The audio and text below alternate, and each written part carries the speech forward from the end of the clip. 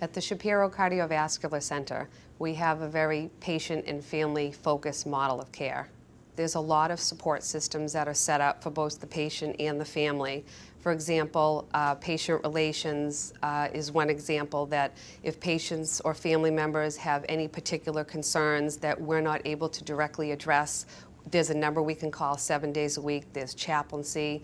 There are rapid response systems. Anything that either the patient or the family feels as though their questions are not getting answered properly, there's people available 7 days a week on every level in order to support the families in whatever they need.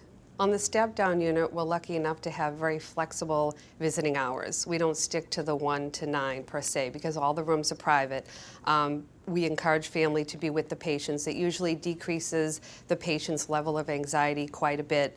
Also, we know within a short period of time, most of the patients do end up going home with the family, and so it allows the families to see how we care for their loved ones, how we get them in and out of bed.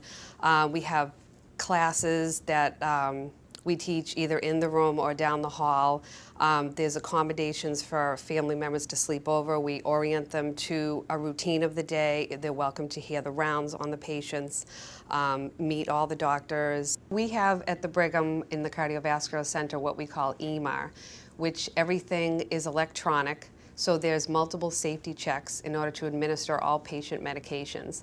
A physician has to write an order. It has to be checked by a pharmacist before we can administer it. It has to be, it's administered by a machine. Then the nurse has to scan the patient as well as the medication. So there's 2 or 3 safety checks so that by the time it ends up going into the patient, it's been checked multiple times for any potential errors. I love working with surgical patients in the Shapiro Cardiovascular Center because it's very rewarding as a nurse to see the progress. We see patients often very anxious before they come into surgery. We're able to meet with the patient and the family, discuss the plan of care, educate, and then to see them after the ICU and actually see them progress well and go home is very rewarding.